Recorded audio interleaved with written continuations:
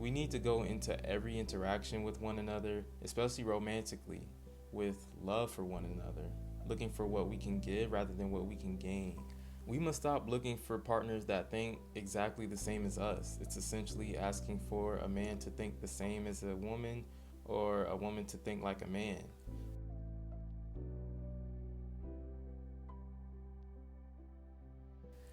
Hey everybody, it's Erik, your favorite YouTuber, once again. And this time I just wanted to make a video bringing awareness to black families.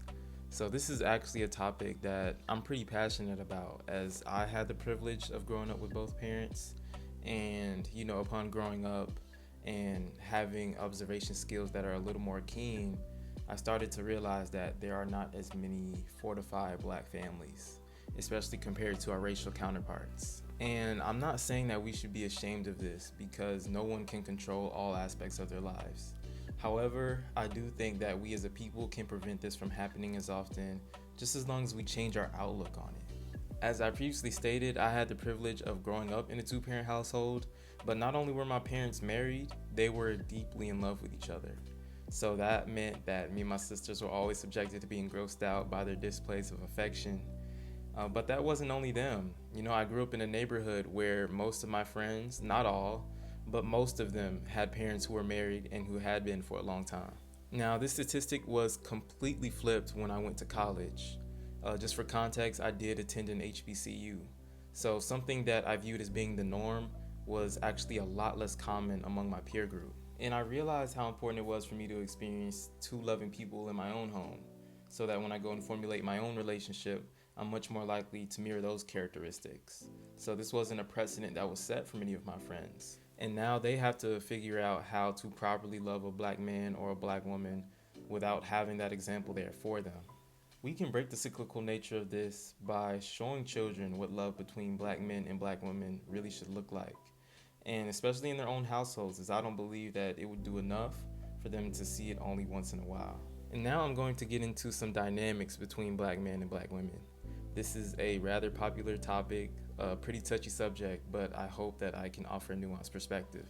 Now, the dynamics between black men and black women have been becoming increasingly worse over time, and I definitely believe that this prevents us from creating those strong families.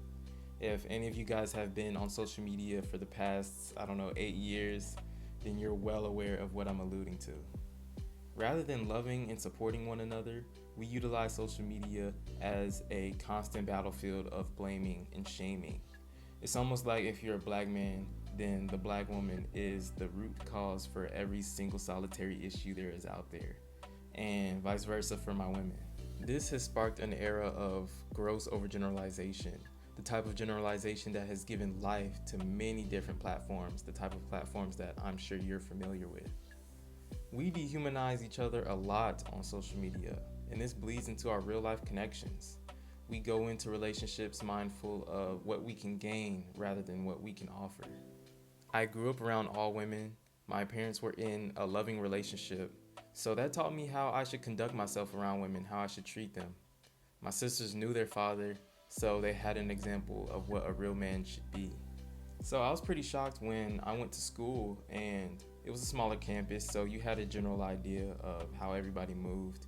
And I would see a lot of the young men never talking to the young women, never having conversations with them.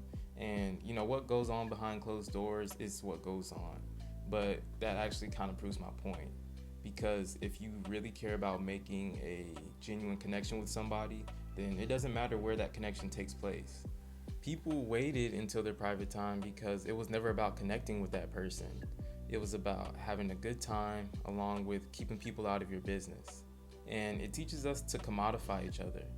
I call this person at this certain time when I'm in this certain mood. We don't have deep conversations. I don't ask this person about their day. I don't care about their feelings. It's strictly transactional. And I don't see how situations like this occurring over and over again are going to lead to us loving each other more as a people. Everything is just so fun and casual, but that's until a baby is born, or that's until something else serious happens. And black women in this country are already incentivized to raise their babies as single mothers. Now, I definitely advocate for benefits.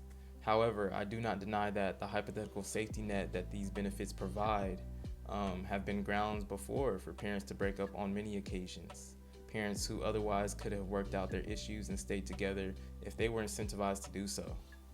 And now to conclude, you guys know that I can't discuss issues without proposing solutions. I might ramble on a little bit because this answer is kind of all encompassing, but it definitely all stems from having God in your relationship. He created marriage, so He knows how it should be conducted. We need to go into every interaction with one another, especially romantically, with love for one another, looking for what we can give rather than what we can gain. We must stop looking for partners that think exactly the same as us. It's essentially asking for a man to think the same as a woman or a woman to think like a man. And just to be frank, we're different. Definitely equal, but we are different. And I feel like the faster that we understand that, the faster that we come to that conclusion, then the faster we can create loving families for children to grow up in. And that's all I have to say right now.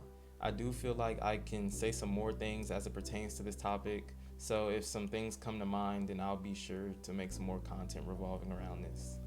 I just made this because I want us to win. I love us. I hope this didn't come off as judgmental. We all have single moms and single dads that we know and love deeply. So I just wanted to encourage some positive thought around this topic. We're already awesome as a people, and I believe that the formulation of more strong black families can push us even further. Thank you guys for liking and subscribing. God has a purpose for your life. Thank you for allowing me to make my contribution.